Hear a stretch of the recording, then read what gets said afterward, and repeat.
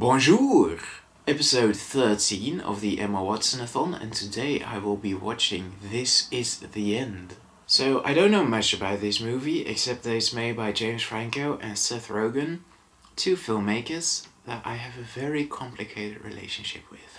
Basically, I like James Franco, I think he's fine, but sometimes he's in movies that I really hate. Seth Rogen, once again, I think he's fine as a person. I've seen him on those Corridor Crew visual effects, artists react to visual effects, and he seems like a really chill guy, but I've never seen him in a movie that I like. I've seen Bad Neighbors, which is definitely with Seth Rogen, and I think also James Franco? Or is that the guy from High School Musical? It's Zac Efron, isn't it? Yeah, it's Zac Efron. Oops. I've seen Bad Neighbors, which is with Seth Rogen, and I thought it was also starring James Franco, but I looked it up real quick, and it turns out it's Zac Efron. So I'm not sure if I realized those were two different people before now. Yes, I did. But anyway, that style of humor just doesn't really work for me. It's this edgy, cringy humor, like with a lot of swearing and over-the-top gore stuff. I think that style of humor does work for me sometimes, but not always, so I'm very cautious about this movie. Also, I was just looking at this movie on IMDb, and they have this like parental guide thing, and it's like sex and nudity and swearing and gore and violence and all these things, and it's on a scale from green to red, and green is like totally safe, your babies can watch this, and red is like super severe, and all of the things were just blood red. So yeah, I'm not sure what to think of that.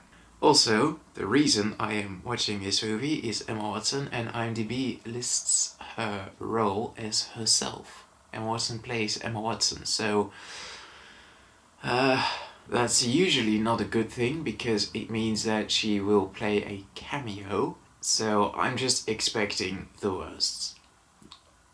I'm expecting her to have like 3 seconds of screen time, and that's it. And apart from that, a very mediocre / bad movie. Those are my expectations. Also, I read somewhere that Emma Watson really hated being in this movie, but then I read somewhere else that it turns out she actually didn't mind, or that she did at first, but then Seth Rogen apologized and now everything's fine again. I'm not sure. Maybe I should look into that when making my afterthoughts. Maybe after I've watched the movie, I also get why she might have hated being in it. Mini conclusion of my pre-thoughts, because I think I've been saying a lot of things. I don't think this movie is going to be good.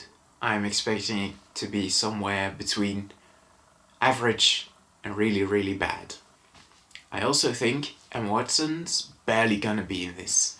So with that in mind, I'm going to watch it now, and I will let you know what I thought of it after I've seen the film.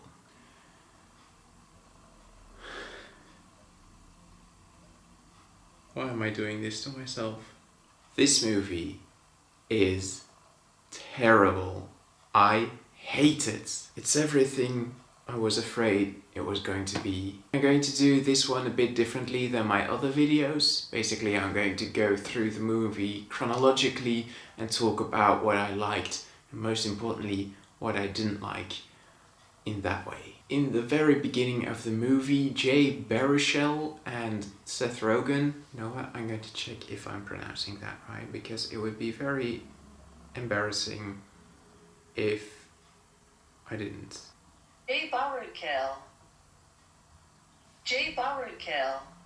Right, YouTube says it's Barrichello, so I'm just going to go with that. In the very beginning of the movie, Jay Baruchel and Seth Rogen meet up in an airport because Jay is going to stay in LA for a while and he's going to stay with Seth. And both actors, like every actor in this movie, play a fictionalized version of themselves. So basically they call each other by their real names and they act like they are themselves, but everything's a bit more over the top. And I think that concept is already a bit self-indulged, but more about that later. On the way to Seth Rogen's house, they make some jokes. You know, it is a comedy after all. But those jokes got no reaction out of me, so I got the brilliant idea to make a tally out of every time I laughed or exhaled through my nose, even smiled. So I grabbed a piece of paper and I started tallying every time I laughed, and this is the result. Yikes. So, why is this movie so unfunny? Well, it's not that it's not funny necessarily. I can totally see how some people find this movie absolutely hilarious, but it's just a specific brand of humor that totally doesn't work for me. And we'll talk about that more during this chronological overview. After Seth and Jay hang out at Seth's house for a while, they go to James Franco's house for a party where everyone who is friends with James Franco is invited to. And it's during this party that my first main gripe with this humor really shows. So there's a scene where James Franco is showing his art to Seth and Jay, and Jay says that he doesn't really know anything about art. And then James Franco says, well, you play video games, right? Well, those are art. You eat food sometimes, right? Well, people make that food, so that's art. And then he says, your mama's pussy was the canvas, your dad's dick was the paintbrush, boom, you're the art. This isn't clever or witty. It's not delivered in a particularly funny way. Literally, what this joke is James Franco saying pussy and dick. That's the entire joke. Because swearing is funny. And there's a lot of jokes like this in there. Fuck is said in almost every single sentence, and sometimes even multiple times in a sentence. And I'm sorry to say, but swearing isn't funny. It can be funny if it's in the right context. One of my favorite jokes from Kingsman: The Secret Service is when Harry says, shit, we're late, because that's Harry. He's such an up-class gentleman and it's funny to hear him swear. And there's a couple of swearing jokes in this movie that are actually funny, but just swearing for the sake of swearing isn't funny. But this movie clearly thinks that it is, and that annoys me tremendously. Also during this party, there's a lot of reference humor. So there's a lot of famous people playing themselves. I say famous, but they're not really that famous. They're like B or C-list celebrities. Anyway, they play themselves, and the joke is that they play themselves and they are at this party and they act like you wouldn't expect them to act. And there's just a whole bunch of jokes like Marshall from How I Met Your Mother hates his job. Kevin Hart is an asshole. Craig Robinson is an asshole. Emma Watson's kind of cold. Michael Cera's having sex. Haha, this is funny because it's Michael Cera and he's having sex. Aren't you laughing? It's also this scene that Emma Watson shows up in, and she doesn't act like a total asshole like the rest of these celebrities do, but she does feel kind of cold, and I guess the joke here is that this version of Emma Watson doesn't act like Hermione would, so haha funny. And then the apocalypse happens. Everything catches on fires, buildings break down, and every guest leaves the house. It is this scene that Michael Cera gets impaled, and I must admit, I found that kind of okay. It was really gruesome, and at that point I thought, oh, so this movie is just going to be all of these celebrities dying in a more gruesome way than the previous one, and I was totally on board for that, but unfortunately that's not what happened. Michael Cera died, and some of the celebrities fell down a hole, others just fled or disappeared, and that's it. The only people who returned to the house were Seth Rogen, Jay Baruchel, James Franco, Jonah Hill, and Craig Robinson. And then later they find that Danny McBride has always been in the house, so these 6 are the protagonists for the rest of the movie. Emma Watson disappeared after the apocalypse chaos, and I thought, great, this was the only scene that she's in this movie, right? So the rest of the movie is just going to be this unbearable humor, and the one scene that I'm here for has passed already. And I was legitimately thinking about just turning it off and saying that I just watched the Emma Watson scene, but I'm very glad I didn't, because she showed up again. I was never so pleased to be wrong. She shows up again, she's a total badass in those scenes. She's not cold anymore, she's absolutely great. That scene was the highlight of the film. She comes in swinging an axe, and then the 6 guys discuss about who's not going to rape her. I promise it makes sense in the scene, but it's about as unfunny as I make it seem now.